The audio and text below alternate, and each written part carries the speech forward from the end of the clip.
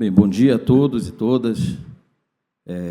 Primeiro, agradecer muito ao portal, à TV 247, pelo convite e, sobretudo, de ter aqui a bancada do Amapá presente. Aqui nós temos intelectuais, nós temos a classe política, pessoas influentes que têm debatido essa necessidade da discussão sobre a margem equatorial, sobre a bacia, né, que contempla todo esse debate que aqui o Ricardo tem abordado, os desafios. E eu queria, primeiro, saudar também a todos vocês, e a Tereza e o Ricardo, pelo convite e por essa reflexão. De fato, nós temos questões extremamente desafiadoras e, além disso, saudar, antes de mais nada, aqui o governador do Estado do Amapá, o governador Clécio. Muito do que o governador Clécio apresentou aqui, nós temos total acordo e afinidade sobre a perspectiva do Amapá, o que o Amapá vem tratando e construindo em termos de preservação ambiental, tem um acumulado nesse sentido de experiência de parques protegidos, de áreas e reservas, baixos conflitos do ponto de vista social, ambiental, né, questões de controle relativo e até controle bastante significativo de garimpos ilegais. Então, portanto, o recorte ambiental do Amapá é um exemplo, e quero reforçar isso aqui, porque, do ponto de vista do compromisso ambiental que o nosso Estado tem nessa pauta, é um acumulado de muitos anos, de muitos governos, de muita construção da bancada federal também, nessa preservação, nesse entendimento.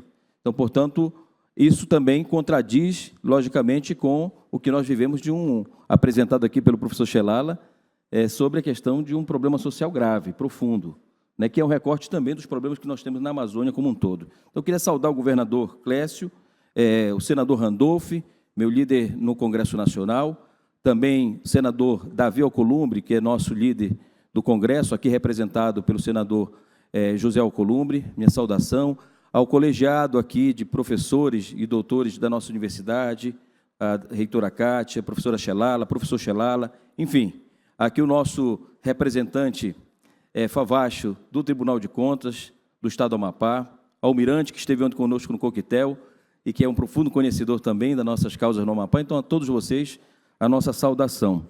Eu queria começar exatamente trazendo uma reflexão que foi muito abordada aqui pelo professor Shalala. Não à toa, nós somos do mesmo mestrado de desenvolvimento regional. Então, a abordagem do professor Shalala vai exatamente nesse encontro de reflexões sobre desenvolvimento regional, potenciais, e tem determinados momentos que nós vamos nos encontrar nos dados ou divergir nos dados, mas são sempre dados positivos. E eu coloco nessa apresentação a discussão do risco-benefício da exploração do petróleo.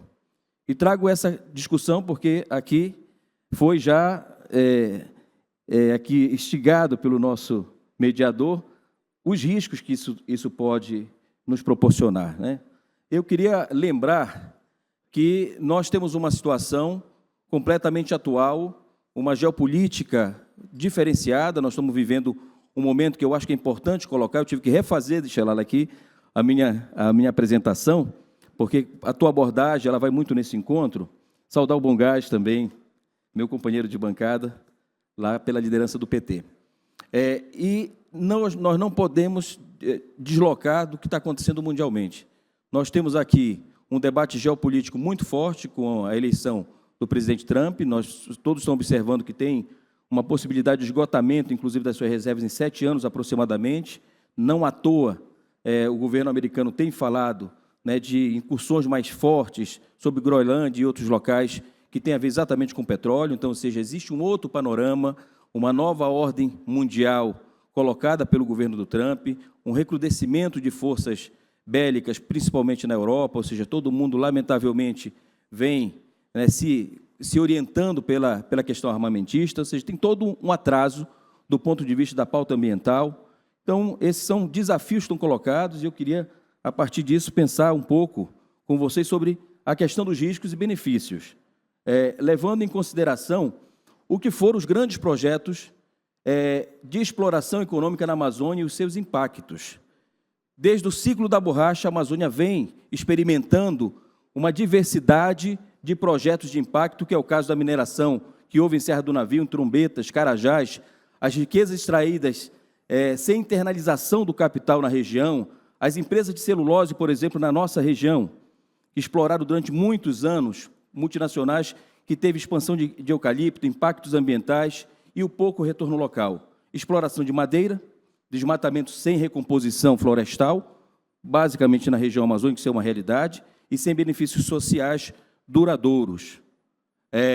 As consequências, logicamente, é a desigualdade regional, as riquezas geradas não beneficiam as populações locais, nós temos um processo cada vez maior de favelização da Amazônia, nós temos esse recorte que é muito preocupante, nós estamos avançando nessa perspectiva, ou seja, toda a história do projeto de desenvolvimento da região amazônica tem sido muito mais no sentido da retirada de riquezas e retorno para o Centro-Sul ou internacionais.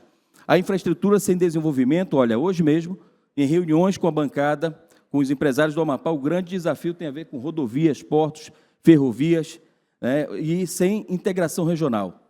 Saídas de capitais, lucros remetidos para o Centro-Sul do Brasil e para o exterior, desafios sociais, ou seja, falta de emprego, aqui abordada pelo professor Xelala, qualificação, degradação ambiental e precariedade nos serviços públicos. São os desafios que a gente tem encontrado nos últimos anos.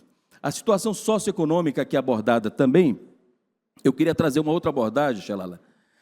Os indicadores, por exemplo, de desenvolvimento humano, nós temos aproximadamente 0,7 de indicador no PNUD, a população inscrita no CadÚnico, ou seja, os devedores, só no Amapá são cerca de 60% da população, são dados federais.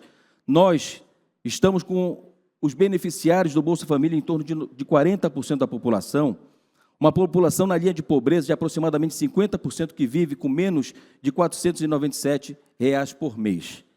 Esses são dados dessa situação socioeconômica. E os indicadores sociais do Amapá, aqui também abordado pelo professor Xelala, o saneamento básico, que vai em torno de 13% dos domicílios que têm acesso à rede de esgoto, energia elétrica com falhas frequentes, especialmente em comunidades isoladas, educação e saúde regional ribeirinha, com déficit de escolas, professores, unidades de saúde e saneamento. Bem, e aqui também um pouco do investimento do que representa hoje os benefícios econômicos nessa questão da margem equatorial. São investimentos projetados na ordem de 280 bilhões, a criação tem uma média ao longo do tempo de 350 mil empregos diretos e indiretos, impacto no PIB estadual, em torno de, numa estimativa de dobrar o PIB per capita em 20 anos. Comparação com a Guiana, por exemplo, o PIB cresceu em 60% desde a exploração petrolífera. Então, os royalties aqui, conversados e apresentados pelo nosso mediador, de uma estimativa de arrecadação de 1 trilhão ao longo das próximas décadas. Com uma reflexão, obviamente, se nós não tivermos governança sobre isso, um critério bastante elaborado e avançado sobre essa questão, dificilmente nós teremos os benefícios concretos. Então, esse é um grande desafio para a classe política.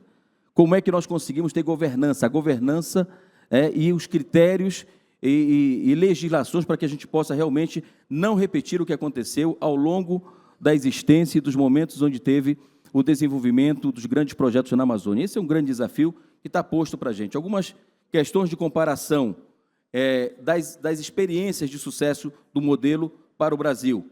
A questão da Guiana e do Suriname, perfuraram 69 poços desde 2015 e tem uma transformação econômica e um aumento da arrecadação, que também já foi abordado. Maricá, por exemplo, utilizou aqui alguns critérios que são importantes, a utilização do royalties para a criação de um fundo soberano.